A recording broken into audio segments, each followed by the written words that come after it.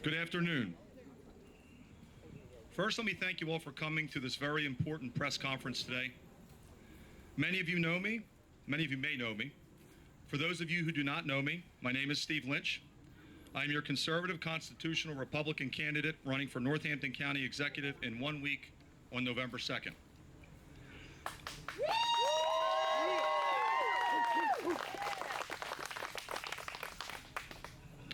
I'm not coming before you here today as a candidate, Steve Lynch.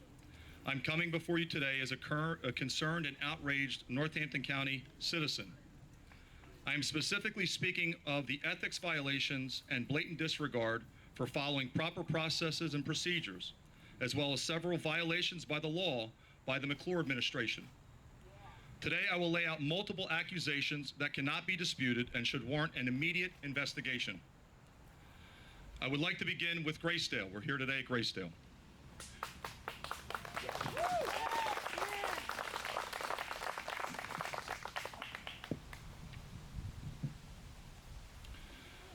During this week's County Council meeting, two brave women took to the microphone and exposed the blatant disregard of concerns that have been voiced by caring staff members who are seeking to provide the best care possible for our most vulnerable in Gracedale. Tanya, who spoke at the council, has served at Gracedale for 14 years, but was recently forced to resign because of the vaccine mandate. She was unable to attend today because she is out of town. Let me share with you a few things she revealed at this council meeting. Tanya stated that Gracedale is, and I quote, going to hell in a handbasket, and that this current administration is running it into the ground. She also alerted all of us to the fact that there are 50 bed units being staffed by 2 aides and 1 nurse. This is totally unsafe and warrants investigation by authorities. It has been brought to our attention that residents will call to alert staff that they have been sitting in urine for over 2 hours. Many people would hear this, who would hear this most likely would be outraged and angered at the staff, but this is a direct result of improper staffing by the McClure administration. If the county takes on the responsibility to take care of our most vulnerable, then the county needs to provide the tools and resources to do the job with the highest level of professionalism and safety. This can only be achieved by providing adequate staffing levels. Tanya also revealed wildly inappropriate comments and conduct of both the Deputy Director of Human Resources and the Director of Nursing. Instead of thanking Tanya for her years of dedicated service, they resorted to bullying her about her choice to leave her position over her deeply held objection to the vaccine mandate by telling her that she would not be able to find another job elsewhere and that she would now be, and I quote, a kept woman. This management needs to be investigated for the hostile work environment they are encouraging and creating. Next, I would like to welcome Stacy to come up and say a few words as well, so she can share with you her experiences.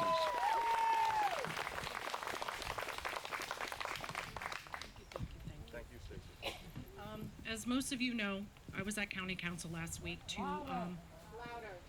as most of you know, I was at County Council last week to voice the frustrations of the staff that have been reaching out to me and current family members. I was an employee for Gracedale for many years. This administration is by far the worst I have worked under. The constant harassment, threats, and bullying the staff have endured every day is inexcusable. Nursing professionals and staff are leaving in record numbers after many years of dedication. That should tell you something. Numerous emails have been sent to McClure and County Council about what is happening. McClure has yet, to this date, to give a response. Almost every day, nursing personnel are being mandated to stay, even though they have worked a 16-hour shift. The hazard pay incentive that is in place for the staff to receive are required to either work on a nursing unit or work in the kitchen. This does not apply, apparently, to the administrator, the assistant administrator, and the DON. While working from home, this is the incentive that they collect, but not the staff. Let's talk about the horrendous staffing issues that are currently happening. 1 aide most nights to 50 residents. That aide has to give out waters, answer bells, serve supper, feed, Collect trays, do change, and chart for all those residents and many other tasks too many to list. These residents are not getting the proper care that they deserve, and the remaining staff that remain are exhausted. It's absolutely horrifying. Residents are calling nursing supervisor's office to be changed because the nursing personnel cannot get to them because they are that short-staffed. This is elder abuse and neglect. All hands should be on deck with them being that short, but it's not happening. As a former supervisor, it was my responsibility to ensure that my units and shifts were covered. If they were not, I couldn't leave. The same should apply to the administration and the DON. They took an oath to ensure the safety and the well-being of the residents, and that is not happening. Instead, they are putting the residents' lives in jeopardy and creating a hostile work environment for employees. When staff try to speak out about their working conditions that they are enduring every day, they are being called down and either written up or placed on administrative leave. Now they're afraid to say anything because they're afraid of losing their jobs. Gracedale used to be a wonderful place to bring your loved ones to and to work for. That is no longer the case.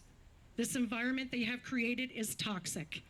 Change needs to happen, and it starts with Steve Lynch. Thank you.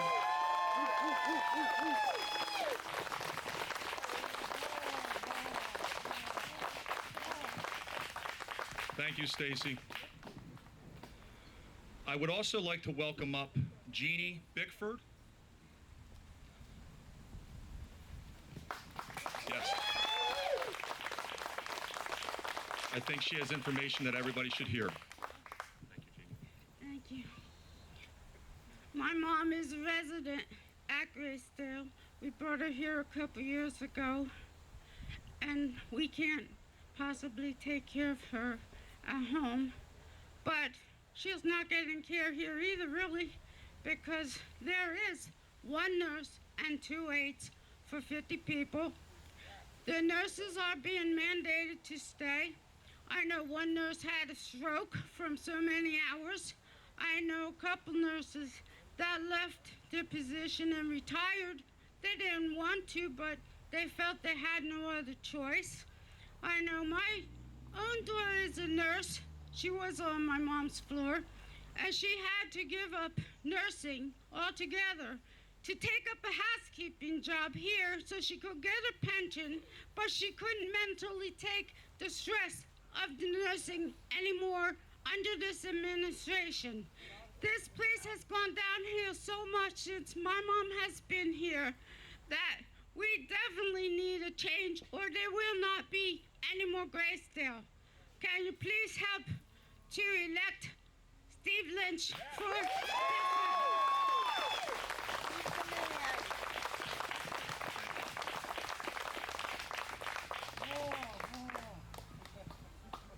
I'm actually going to stay on Gracedale for the moment and shift our attention now to electioneering being conducted by county employees on the taxpayer dime. First, let's take a look at the definition of electioneering: persuasion of voters in a political campaign. Now let me read you a part of a letter that was sent out to certain residents in Gracedale and signed by the nursing home administrator, Jennifer Stewart King. Dear Gracedale residents, recently you may have received a political postcard in your mail depicting Gracedale as crumbling off a cliff. I understand that this picture has upset many of you and your loved ones. And then it ends with, please feel free to come to the resident council to discuss things further, or please ask your social service coordinator to arrange a time with me. I wonder what she would be saying to them. This letter was given with the mailer sent out by the Northampton County Republican Committee that lists every Republican candidate running for election here in Northampton County for council as well as the executive position. I would ask why there's no letters being drafted to the residents to be accompanied with McClure's slanderous mailers to make sure that they do not upset the residents. I ask we the people of Northampton County, are you okay with county employees getting paid by your tax dollars to electioneer for a political candidate during working hours in a county-owned facility? No.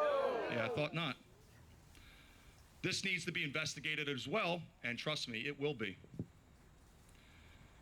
Let's stay with Gracedale for one more subsection of electioneering and criminal activity. When the mail comes into this facility, A staff person separates it by the unit, and then a resident delivers the mail to the clerk on each unit. The unit clerk then distributes the mail to each resident on the unit. Somewhere in this process, the Republican mailers ended up in the shredders before ever being handed out to the residents who will be voting in this upcoming election. And I have photo and video proof of that. This needs to be investigated as well, and trust me, it will be. Yeah, it's interesting, isn't it? I would now like to move to another major election integrity concern. I'm referring to the usurping of our election board's authority to administer the election process in our county. This concern was brought to my attention by multiple people, including the Election Commission member Frank DeVito. I'm going to read to you what he has to say about this administration and their blatant disregard for rules and ethics.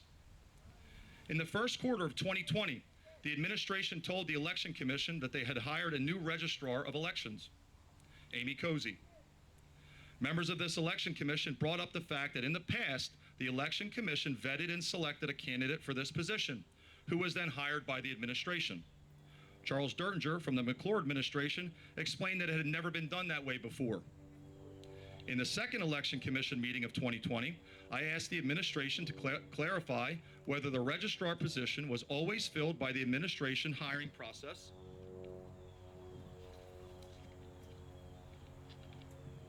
and not by the Election Commission. So he made sure, again, right? They said yes, and then I read them the minutes from the last time a registrar was hired. He believes it was in 2008. In that instance, the Election Commission did indeed interview several candidates and then recommended the candidate who ended up being hired for the position. The administration never publicly responded about this inconsistency. Not a shock. Interesting. In 2020, the administration also informed the new election commissioners that the that they had selected electronic poll books, iPads, and that the administration intended to purchase them to replace paper poll books, which we're going back to, paper books, paper ballots, with the list of registered voters. The Election Commission rejected the idea that it would vote on purchasing new equipment without properly considering the issues or the concerns, so the vote was delayed. At the next meeting, the Election Commission expressed serious concerns about the security of these devices, and in a bipartisan vote of 4-1, voted against these new electronic poll books. So your election board voted against this. Now keep that in mind. They get stuff, and it's not because of them, it's because of the administration, specifically McClure.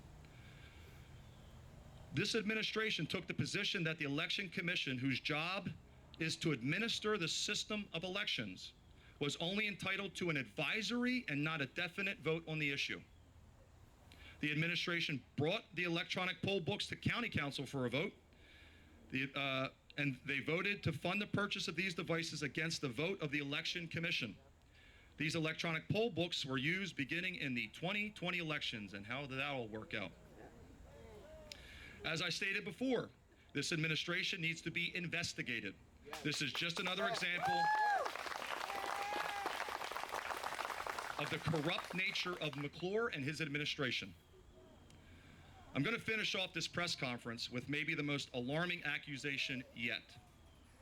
I'm going to show you how the McClure administration's policies put Northampton County citizens in danger every single day. Let me walk you through this.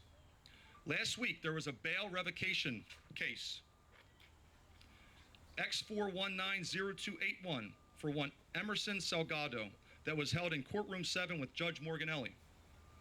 Mr. Salgado is an illegal alien from Honduras who had felony 2 assault charges on him. So why is this case important for people to know? Because during this hearing, the assistant district attorney made it clear and stated that it is McClure's policy to cooperate and to not cooperate or report anything to ICE. Oh, no. Yep, right out of the assistant district attorney's mouth in open court. He needs to go too. Get rid of him. Yep. This came straight out of that person's mouth to the judge on the record. It's also disclosed that the jail will not cooperate with ICE employees coming to do their jobs. Prisoners have been released against ICE recommendations. So who is this a reflection of? McClure. He dictates the policy that the jails follow. Don't be blaming the employees. It's the same thing here. It's not the employees' fault. When your leadership is what it is, this is what you get. Essentially, McClure is making Northampton County a sanctuary county for illegal aliens, crime, MS-13 gang members, child trafficking, and the list goes on and on. He wants a sanctuary for these things. I want a sanctuary for Northampton County citizens' constitutional rights.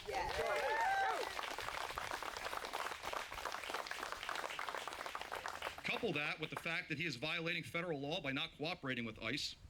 McClure cares more about the rights of illegal aliens than county workers who are forced to resign due to a COVID vaccination mandate. Unacceptable.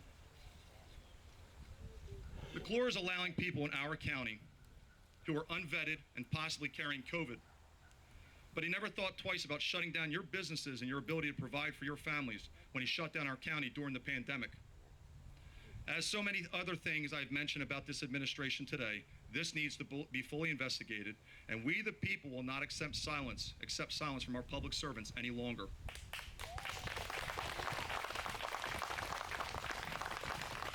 I'll close with this.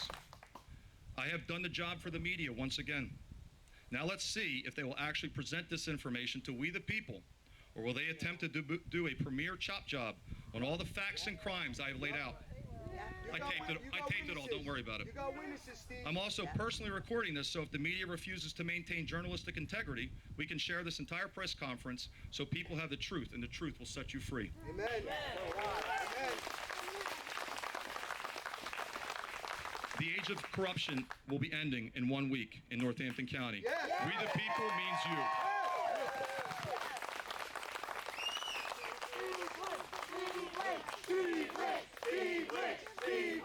Steve Lynch.